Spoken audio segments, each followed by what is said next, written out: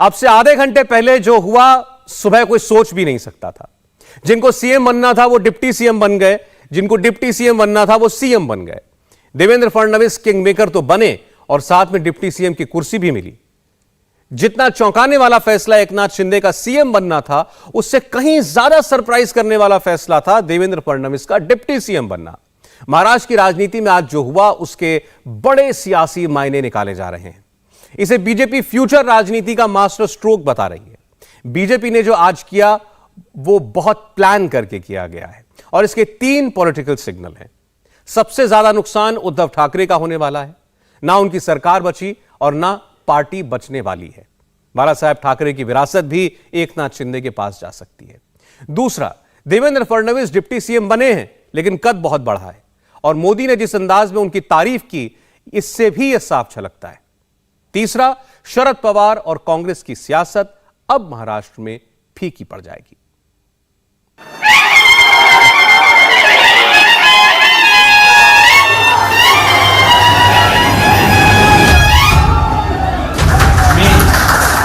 एकनाथ संभाजी शिंदे ईश्वर साक्ष शपथ घेतो की कायद्याद्वारे स्थापित झाले आहे अशा भारतीय संविधानाबद्दल मी खरी श्रद्धा व निष्ठा बाळगीन। मी भारताची सार्वभौमता व एकात्मता उन्नत राखीन। सारी अटकलें फेल, सारा गुणागणित फेल, पॉलिटिकल पंडितों के तमाम कयास फेल। ऐसा गजबदाम कि सारे सूरमा चित हो। एकनाथ शिंदे जी के साथ शिवसेना जो है, शिवसेना के नेता के रूप में आज उन्होंने मुख्यमंत्री पद के लिए अपना क्लेम माननीय राज्यपाल जी को दिया। भारतीय जनता पार्टी के हमारे गुट ने उनको पूरा समर्थन दिया। हमारे 106 और उसके साथ साथ उनके साथ और हमारे साथ जो इंडिपेंडेंट्स और छोटी पार्टियां हैं, इन सभी के समर्थन का पत्र आज हमने सौंपा है। एक दिन में देवेंद्र फडणवीस शरद पवार से ऊपर हो गए और एकनाथ शिंदे उद्धव ठाकरे से बड़े हो गए। देवेंद्र जी ने अभी यहाँ पर कहा कि हम लोग बाला साहब ठाकरे जी के शिवसैनिक को समर्थन दे रहे हैं। ये उनके दिल का बहुत बड़प्पन है। ऐसा कभी कोई करता नहीं जिसके पास 120 विधायक है, जिसके पास 120 विधायक होने के बावजूद ऐसा कोई ग्राम पंचायत और नगर सेवक का पद भी नहीं छोड़ता है। ये तो मुख्यमंत्री पद है और ये आज उन्होंने शिवसेना प्रमुख बाला साहेब ठाकरे जी के सैनिक को एक सपोर्ट किया है। इसलिए मैं आदरणीय पंतप्रधान नरेंद्र जी मोदी साहब को धन्यवाद देता हूं, उनका आभार मानता हूं।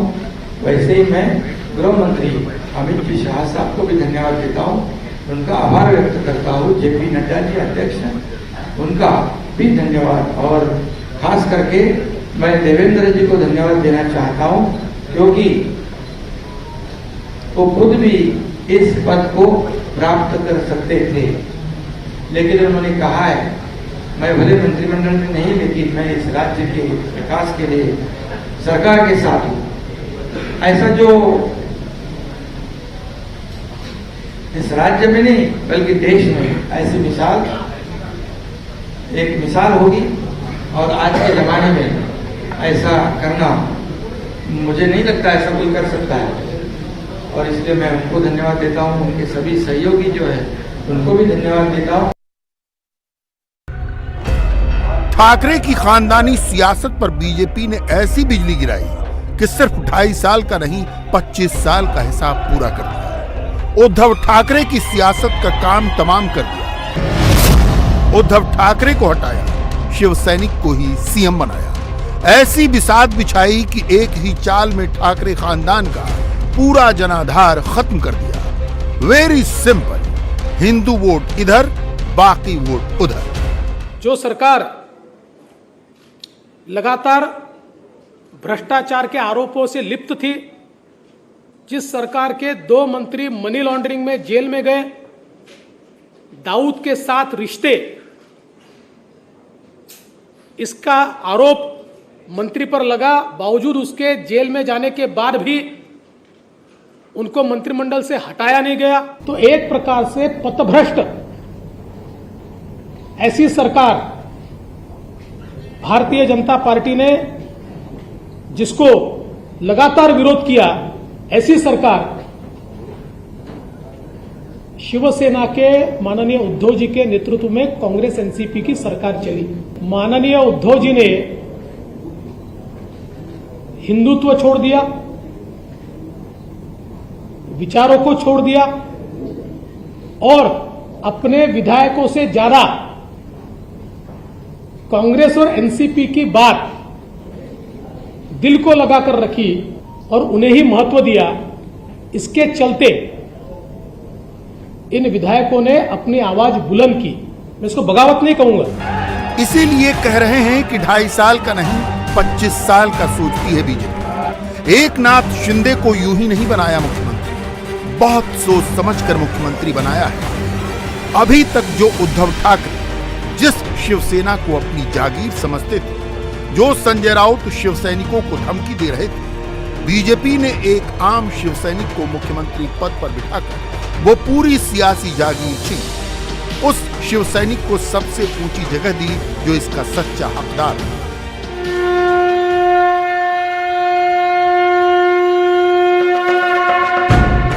एकनाथ शिंदे ने बाला साहेब के सिद्धांतों को जमीन पर उतारा, बाला साहेब को भगवान माना, हिंदुत्व की बात की जो बाला साहेब करते थे और बाला साहेब की इच्छा पूरी की जिससे बाला साहेब को शिकायत थी।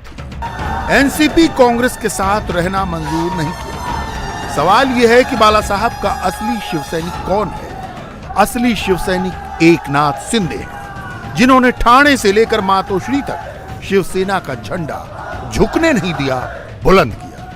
जो महाविकास आघाड़ी सरकार में जो अन्य पक्ष है, मैं किसी के ऊपर आज टिप्पणी नहीं करूंगा, लेकिन अन्य पक्षों के माध्यम से उनके चुनाव क्षेत्र में जो कठिनाई पैदा हो रही है, उनको जो प्रॉब्लम खड़ी हो रहे और भविष्य में उनका जो मतदाता है जिन्होंने उनको चुन के दिया है, उनके लिए वो कुछ कर नहीं पाए, तो चुनाव कैसे लड़े, उनको कैसे फेस करे, ऐसी दुविधा में वो सब पड़े थे। और उन्होंने मुझे कहा कि हम लोग ने बार बार कोशिश की कि इसमें करेक्शन हो जाए।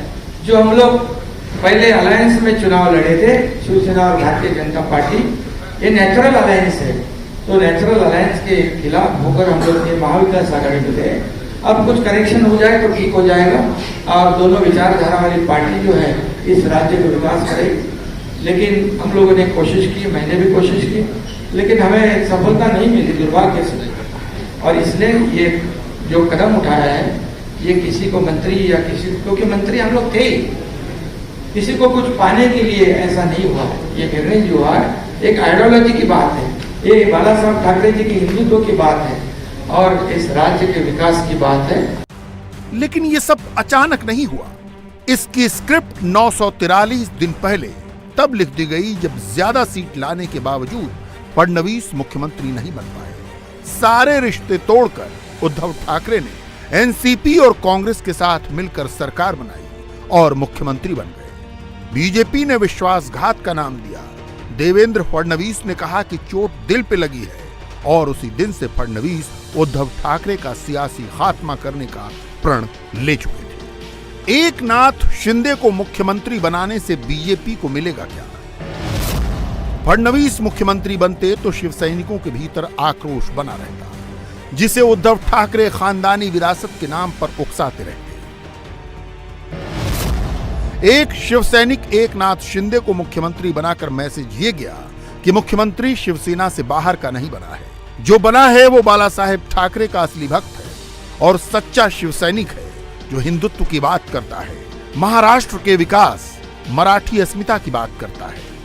जब सरकार के पास बहुमत नहीं रहा और मुख्यमंत्री जी ने इस्तीफा दिया तो हम ये लगातार पिछले 2.5 साल में कहते थे कि अंतर्विरोध से भरी हुई सरकार है, ऐसी सरकारें चलती नहीं है, और ये सरकार जब गिरेगी तो एक अल्टरनेट गवर्नमेंट हम देंगे।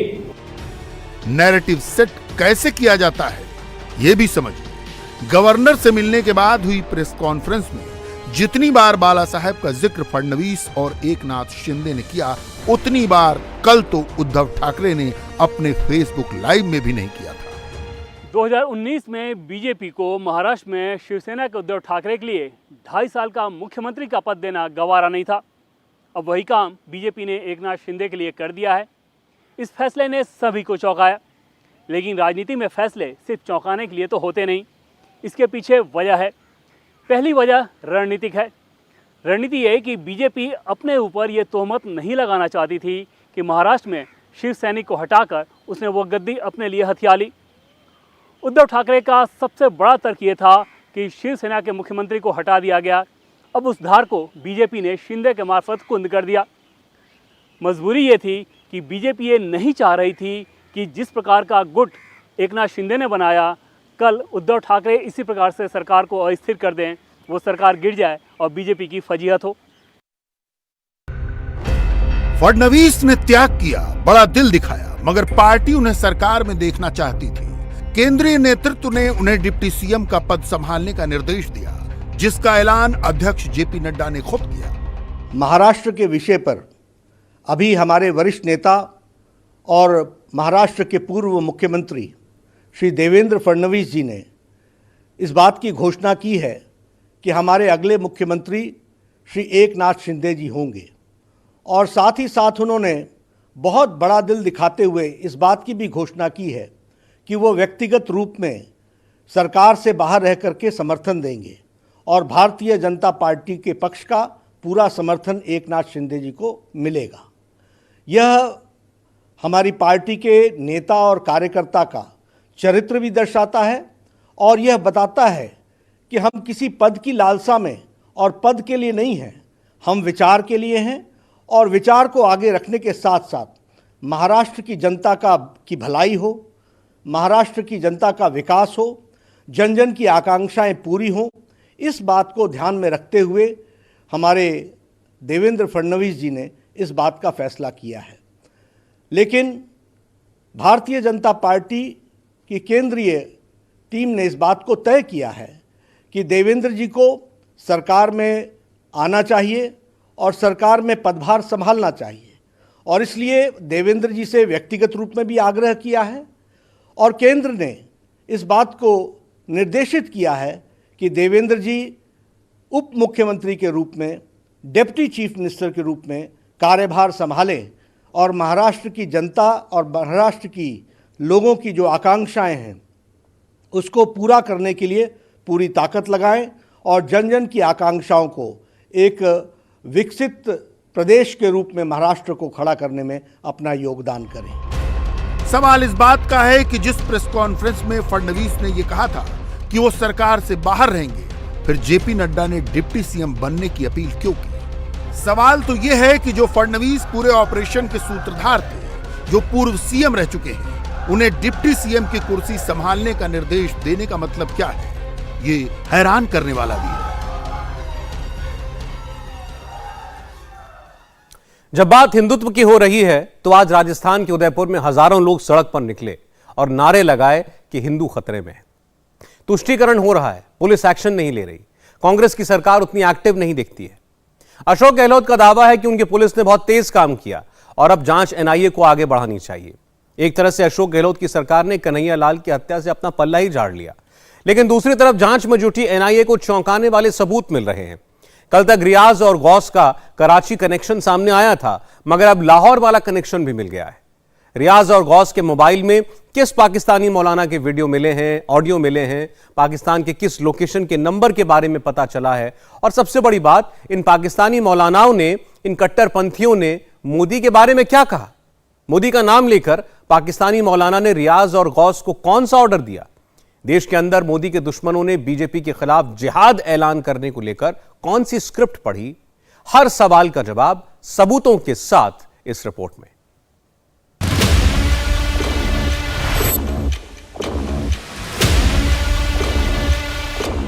सियासी दुश्मनों की टाइमलाइन पर मोदी, हर सोशल मीडिया पोस्ट में मोदी,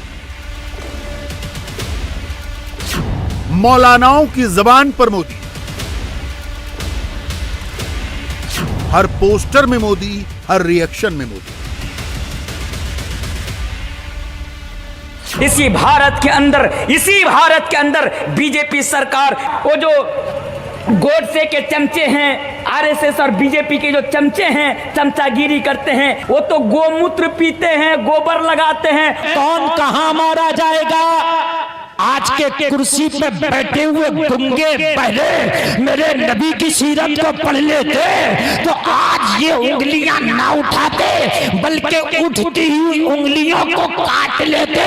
तुम Z+ सिक्योरिटी देकर उसे तो मुल्क से बचा लेंगे, खुदा से कौन बचाएगा? आजकल तो जनाब चीफ जस्टिस खुद ही बने बैठे हैं, जिसको सजा देना है, जिसके घर को तोड़ना है उसके घर को तोड़ देते हैं, या जिसको अंदर करना है अंदर कर देते हैं, जिसके माथे में गोली मारना हो गोली मार देते हैं। संविधान नाम की कोई चीज नहीं रह गई। पोस्टर में फोटो नूपुर शर्मा की, मगर लाइन क्या लिखी है वो पढ़िए। सर तन से जुदा जरूर, इसके पीछे कट्टरपंथी मोदी विरोधी।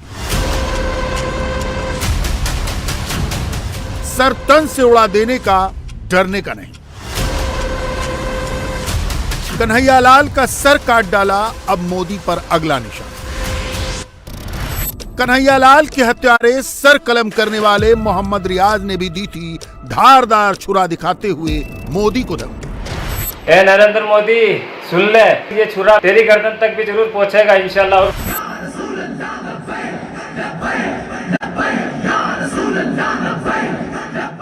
मोदी पर हमले की जो धमकी मोहम्मद रियाज ने दी, सेम टू सेम वही स्क्रिप्ट पाकिस्तान में भी पढ़ी गई। तो कोई तो कनेक्शन है, कुछ तो गड़बड़ है।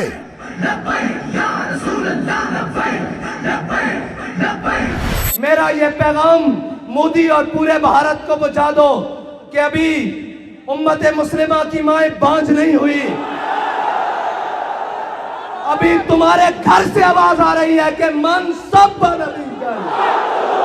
अभी तुम्हारे कूचे से आवाज आएगी मनसब नबी जान। और अभी कोई मतवाला गाजी इल्मुद्दीन का चाहने वाला निकलेगा तुम्हारी गली से, उस मलूना का कायनात की सबसे पलीद का सर जुदा करके रख देगा उसके तन से। मोदी और उसके हवाले सुन ले कि हुजूर के गुलामों को ना छेड़ा जाए, हुजूर की इज्जत पर बात ना की जाए। हो सकता है कि कहीं लाल किले पर झंडा लहराने के लिए अभी बरसों चाहिए हो। अगर लपैक वाले आ गए तो फिर ये बरसों में नहीं, ये घंटों का काम हो जाएगा। हुजूर के दीवाने निकल आए, हुजूर के गुलाम निकल आए, तो याद रखना तुम्हारा घर हमसे दूर नहीं है पड़ता। तुम रोको जितना रास्ता रोक सकते हो, हम तुम्हारे घरों से जाकर अपना हक छीन लेंगे।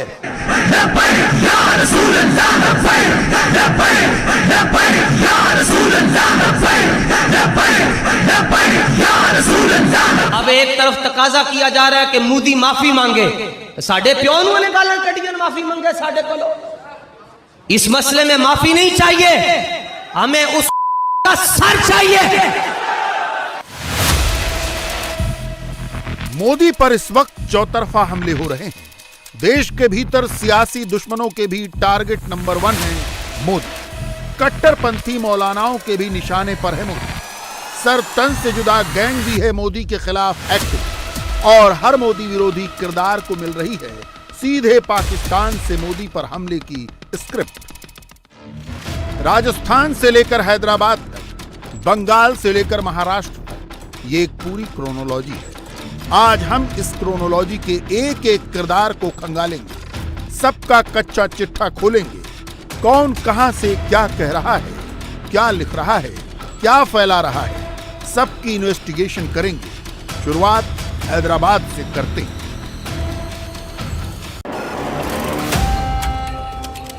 हैदराबाद में मोदी की विजिट से ठीक पहले अब्दुल माजिद अत्तार नाम के शख्स को पुलिस ने पकड़ा। जानते हैं क्यों? क्योंकि शख्स ने सीधे मोदी को चेतावनी दी थी, योगी अमित शाह पर हमले की बात कही थी।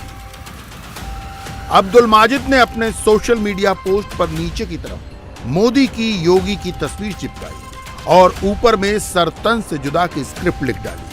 खुली धमकी दी, अगर मोदी ने माफी नहीं मांगी तो सर कलम कर दिया जाएगा। मोदी की हैदराबाद विजिट से पहले पुलिस के तगड़े बंदोबस्त का एक कनेक्शन उदयपुर में कन्हैयालाल की निर्मम हत्या से भी है। सबके टारगेट पर मोदी ही हैं। पूरी डिटेल थोड़ी देर में देंगे। पहले इंडिया टीवी संवाददाता टी राघवन की ग्राउंड जीरो से ये रिपोर्ट देखिए। मैं फिलहाल HICC के बाहर मौजूद हूं। यहीं पर बीजेपी की 2 दिवसीय राष्ट्रीय कार्यकारिणी की बैठक होने जा रही है, जिसकी तमाम तैयारियां यहां पर की जा रही है। लेकिन सबसे बड़ी बात जो है वो है सुरक्षा को लेकर। उदयपुर की घटना और उसके बाद यहां पर सिकंदराबाद में अग्नि पथ स्कीम को लेकर जिस तरह का विरोध किया गया, उसके बाद पुलिस ज़बरदस्त अलर्ट पर है। बहुत बड़ा बंदोबस्त पुलिस का यहाँ पर पूरे शहर में चप्पे चप्पे पर तैनात किया गया है। तकरीबन 6000 हैदराबाद पुलिस, जो तेलंगाना पुलिस के जवान हैं, वो इस पूरे वेन्यू में यहाँ पर तैनात किए जाएंगे। इसके अलावा जो 3 टायर्ड सिक्योरिटी सिस्टम यहाँ पर एक्टिवेट किया गया है, जो PM की सुरक्षा का खास ध्यान रखेगी। एक खबर ये भी आई है कि हैदराबाद के एक शख्स को पुलिस ने गिरफ्तार किया है कि उसने धमकी दी थी कि वो प्रधानमंत्री अमित शाह, गृह मंत्री और यूपी के चीफ मिनिस्टर योगी आदित्यनाथ का गला काट देगा। ऐसी घटनाओं और संभावनाओं को देखते हुए हैदराबाद पुलिस पूरी तरह से चौकस है। SPG ने इस पूरे एरिया को अपने कंट्रोल में ले लिया है। एक बहुत हाईटेक सर्विलांस सिस्टम यहाँ पर बनाया गया है। इस पूरे एरिया में आसमान में 5 किलोमीटर के रेडियस में किसी भी तरह के फ्लाइंग ऑब्जेक्ट को उड़ाने पर पाबंदी लगा दी गई है। आप अंदाज़ा लगा सकते हैं कि किस तरह की सिक्योरिटी सिस्टम यहाँ पर जो है उसको क्रिएट किया जा रहा है, ताकि कोई भी चूक ना हो।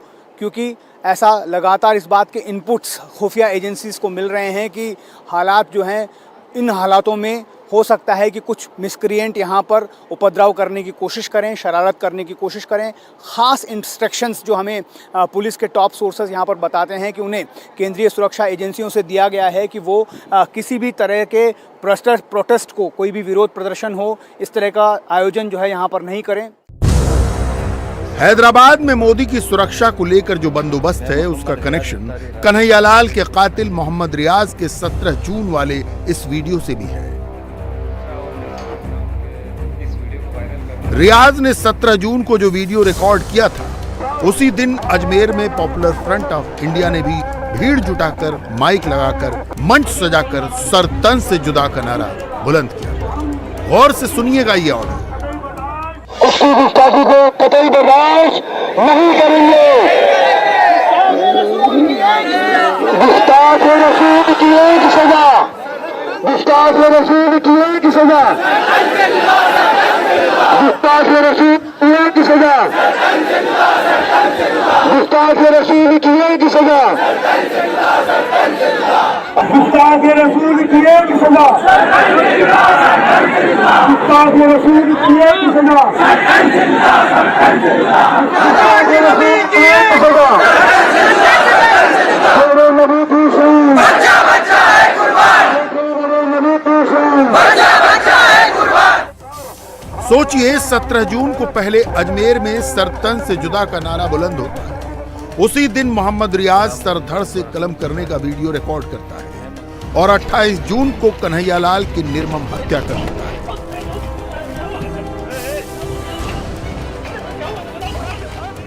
NIA अब ऐसे सारे वीडियोस को खंगाल रही है, सारे भड़काऊ कैरेक्टर्स की तलाश कर रही है जो भीड़ लगाकर सरतन से जुदा के नारे लगवाते हैं, छुरा उठाने की टेक्निक बताते हैं, मोबाइल कैमरे से वीडियो बनाते हैं और इस तरह अलग अलग मंचों से रियाज और गौस जैसे आतंकियों को तैयार करके कन्हैयालाल का मर्डर करवाते हैं। इस बीच कन्हैयालाल के दोनों हत्यारों पर कुछ चौंकाने वाले खुलासे भी हुए। पहला बड़ा खुलासा यह है कि उदयपुर में करीब आधा दर्जन लोग गौस मोहम्मद के टारगेट पर थे। दूसरा खुलासा यह है कि पाकिस्तान का एक मौलाना अब्दुल कादरी गौस को भड़काता था, कहता था कुछ करो, क्यों नहीं करते कुछ, जन्नत में जाने के लिए ये रास्ता जरूरी है। तीसरा खुलासा यह है कि कन्हैयालाल के मर्डरर्स के पास से एक पेन ड्राइव मिली जिसमें अल्लाह के बंदे ग्रुप में जो लोग जुड़े थे उनकी लिस्ट है। पेपर की कुछ कटिंग्स भी मिली हैं। चौथा खुलासा यह है कि इस लिस्ट में पाकिस्तान के मौलानाओं के नाम है। पांचवा खुलासा यह है कि मोहम्मद रियाज के कमरे से पाकिस्तान के मौलाना और कुछ और लोगों के नाम मिले हैं। गौस मोहम्मद से पूछताछ में यह बात भी पता चली है कि उदयपुर से 2 और लोग पाकिस्तान ट्रेनिंग लेकर आए हैं, जिनमें एक का नाम वसीम अख्तरी और दूसरे का अख्तर रजा है। ये दोनों भी पाकिस्तान गए थे, जहां उन्हें आतंकी संगठनों ने ट्रेनिंग दी। शुरुआती जांच में यह भी पता चला है कि कन्हैयालाल मर्डर के आरोपियों का कनेक्शन कराची से लेकर लाहौर तक है। इसमें पाकिस्तान के तहरीक लब्बैक का नाम सामने आ रहा है। जब हमने इसकी तफ्तीश की तो ये कंफर्म हो गया, मोहम्मद रियाज और गौस को सरतन से जुदा का ऑर्डर पाकिस्तान से ही मिला। सेम ऑडियो तहरीक लब्बैक ने भी बजाया। इसके बाद हमने जून के महीने में पाकिस्तान के तहरीक लब्बैक की टाइमलाइन खंगाली और आप ये जानकर चौंक जाएंगे, पिछले 30 दिनों में तहरीक लब्बैक के सरगना साद हुसैन रिजवी ने 1 या 2 बार नहीं, दर्जनों बार पाकिस्तान में बैठकर मोदी का नाम लिया। इंडिया में मौजूद पाकिस्तानी एजेंट्स को बार बार सरतन से जुदा के लिए उकसाया। लाल किले पर पाकिस्तान का झंडा लहराएगा। हमारी बात गौर से सुन लो, जहां से गुस्ताख सर उठाएगा लब्बैक वाले वही अड्डी देंगे। नहीं समझ आई तो मैं अंग्रेजी में भी तर्जमा करवा के तुम्हें भेज दूंगा, हिंदी में भी भेज दूंगा, फारसी में भी भेज दूंगा। याद रखना, तुम जहां सर उठाओगे मुमताज कादरी का वारिस वही तुम्हें कुचलेगा। और इस तरह नहीं कि कत्ल कर दो। बाबा जी ने आख्या वड के रख दो, उर्दू में काट के रख दो। अब जहां से भी गुस्ताखे रसूल को काटा जाए, बाबा जी की बात वहीं से पूरी होगी। सर से पा काट के रख दो। हमारी एक ही बात है कि जो हुजूर के बारे में गुस्ताखी करेगा उसको काट के रख देना। ये मुजम्मत और ये सारी छोटी बातें हैं। अगर तुम कहते हो कि ये दहशतगर्दी है मन सब्बा नबीजन, तो ये याद रखना, हम सबसे बड़े दहशतगर्द हैं इस मसले में। अगर हुजूर के गुस्ताख को काटना दहशतगर्दी है, तो ये दहशतगर्दी हम हर बार करेंगे, सरे बाजार करेंगे, वक्त आया सरे पार करेंगे। जिस किसी गुस्ताख की गर्दन करीब आएगी दबोच के रख लेगा। और मैं ये कहता हूं कि उन मुसलमानों पर जुल्म ढाते हो, तुम्हारी औकात है तुम उनके बारे में बात करो। वो ज़हीरुद्दीन बाबर के वारिस हैं जो इंडिया में बसते हैं। किसी गलत फहमी का शिकार न रहना। सुना आपने, तहरीक लब्बैक के सरगना ने पाकिस्तान में मंच पर खड़े होकर सरतन से जुदा की जो पटकथा लिखी, जैसी जैसी बातें स्टेज से कही, मोहम्मद रियाज और गौस मोहम्मद ने बिल्कुल उसी तरीके से कन्हैयालाल पर हमला किया। सर कलम करने के बाद बिल्कुल वही बातें वीडियो में फिट की और मोदी का सिर कलम करने की धमकी दी। यानी एक लाइन में समझें तो हिंदुस्तान में आग लगाने की साजिश पाकिस्तानी है। मोहरार रियाज और गौस जैसे आतंकवादी हैं और इन आतंकियों को तैयार करने वाली ब्रांच दावत इस्लाम और तहरीक लब्बैक पाकिस्तान है। ये पहला कत्ल नहीं था इस्लाम के नाम पे हिंदू का, और ये आखिरी भी नहीं है। कितने मौलवी हैं, इधर कोई धमकी दे, कोई वायोलेंस की बात करे और दूसरी तरफ चल बे आजा, नबी के नाम पे हम जान भी दे देंगे, हमें परवाह नहीं है, ये वो। अरे यार छोड़ो यार, बहुत हो गया ड्रामा यार। बैन करो रेडिकल इस्लाम को, किसी को मजहब के नाम पे उकसाने का। इंडिया के 100 करोड़ से ज्यादा हिंदुओं की जिंदगी खतरे में डाली है। मैं आपको शुरू से नहीं कह रहा कि मदरसों में नफरत की बुनियाद रखी जाती है। अजमेर की दरगाह का टोपी ड्रामा कहता है कि हम तालिबानाइजेशन के माइंडसेट को भारत में सेट नहीं होने देंगे। अबे 4 दिन पहले तो तुम क्या स्पीच कर रहे थे कि नुपुर शर्मा को गिरफ्तार करके लटकाओ वरना हम देख लेंगे। जहन में इनके बच्चे के बिठाया जाता है कि पूरी दुनिया इस्लाम की दुश्मन है। अबे ऐसा क्या है तुम्हारे इस्लाम में? नफरत भरी हुई है, मरने मारने पे रहते हैं 24 घंटे तैयार। अकल नाम की नहीं है। पाकिस्तान बेस्ड टेलीविजन और यूट्यूब चैनल मौलवियों के बंद किए जाएं भारत में। ये नफरत सिखाते हैं। ये टीएलपी क्या है पता है आपको? तहरीक लब्बैक पाकिस्तान। ये दावत इस्लामी की है एक ब्रांच है। कन्हैयालाल की हत्या कांग्रेस की गहलोत सरकार की नाक के नीचे हुई। पाकिस्तानी कनेक्शन भी स्टैब्लिश हो गया, मगर मोदी से नफरत की इंतहा देखी। कांग्रेस का टिप मोदी पर ही अटका है। 2014 से शुरुआत करके 2022 में उदयपुर की स्क्रिप्ट फिट की जाती है। मोदी पर डायरेक्ट अटैक किया जाता है। कांग्रेस के जयराम रमेश गहलोत सरकार की पीठ थपथपाते हैं, सोशल मीडिया पर वाहवाही करते हैं और मोदी के लिए विश्व गुरु जैसी भाषा का इस्तेमाल करते हैं।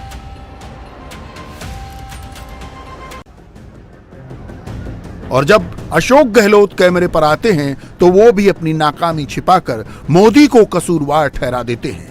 पुलिस ने आरोपियों को पकड़ लिया, ये कहकर पीठ ठोकने लगते हैं। हमने तत्काल त्वरित कार्य करते हुए दोनों मुलजिमों को पकड़ लिया। एसओजी एटीएस को केस दे दिया और पूरी रात भर में पता लगा लिया कि इनका अंतर्राष्ट्रीय संगठनों से संबंधित है ये घटना। इसके मायने होता है कि आतंकवाद से संबंधित घटना है। और कल मैंने सभी राजनीतिक पार्टियों के नेताओं से जब मीटिंग ली तो सबने एक स्वर में इस बात की तारीफ करी। दो बातें, एक तो अभियुक्त पकड़े गए, वो भाग सकते तो मुश्किल हो जाती, पता नहीं वो कहां जाते। अशोक गहलोत के साथ साथ कांग्रेस के पूरे इकोसिस्टम का टेप 3 दिनों से मोदी पर ही अटका है। हर कोई अपने मुंह मियां मिट्ठू ही बन रहा है। मगर कांग्रेस सरकार की कथनी और करनी का फर्क इस वीडियो में है। जो गहलोत आज अपनी पुलिस की वाहवाही कर रहे हैं, राजस्थान की उसी पुलिस के सामने खड़े होकर बूंदी का एक मुफ्ती हाथ काटने की, जबान काटने की, आंखें निकाल लेने की ऑन कैमरा धमकी देता है, मगर पुलिस कोई एक्शन नहीं लेती। मेरे नबी की शान में अगर एक लफ्ज भी बोला तो याद रख लो जबान काट ली जाएगी। हाथ उठाओगे हाथ काट लिया जाएगा, उंगली उठाओगे उंगली काट ली जाएगी, निगाहें भी उठी ना तो निकाल कर बाहर फेंक देंगे। अगर अशोक गहलोत सरकार ने उसी दिन इस मुफ्ती के होश ठिकाने लगाए होते तो न आज एक केंद्रीय मंत्री को दोबारा ये वीडियो पोस्ट करनी होती और न उदयपुर के कन्हैयालाल की बर्बरता से हत्या हुई होती। दरअसल ये पूरा फसाद, ये जिहाद और सारा विवाद ही मोदी के सियासी दुश्मनों का फैलाया हुआ है। तभी तो मंच पर हजारों की भीड़ के सामने दीदी बीजेपी के खिलाफ भड़काने वाली बात कहती हैं। जब ऐसी बातें पॉलिटिकल मंच से कही जाती हैं, जब ऐसी भाषा इस्तेमाल की जाती है, तभी तो कट्टरपंथियों का हौसला बुलंद होता है।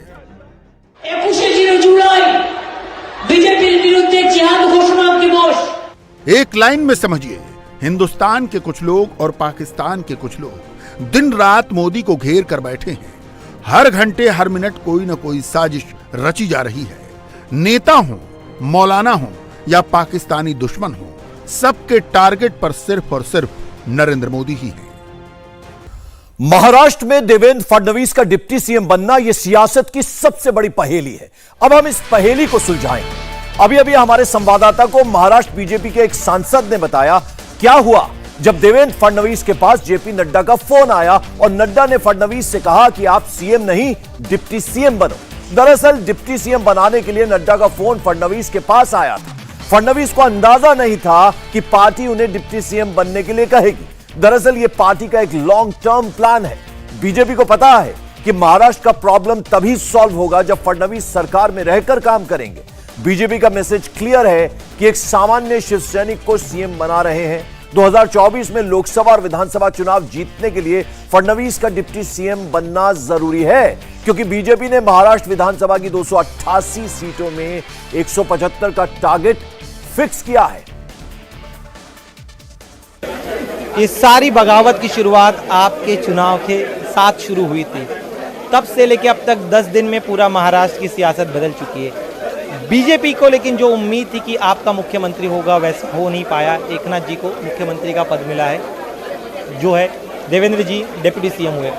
आप क्या रोल देखते हैं इसके आगे देवेंद्र जी का, क्योंकि एक समय था जब एकनाथ जी उनके अंडर काम करते थे, लेकिन अब देवेंद्र जी को रिपोर्ट करना होगा एकनाथ शिंदे को। नहीं, ये सही बात है कि हमारे लिए ये सब शॉकिंग है। सबसे पहले तो मैं हमारे नए मुख्यमंत्री सम्माननीय श्री एकनाथ जी शिंदे साहब और हमारे नेता श्री देवेंद्र जी फडणवीस जी का बहुत बहुत अभिनंदन करता हूँ कि आज उन्होंने सीएम और डिप्टी सीएम का यहाँ पे शपथ लिया है।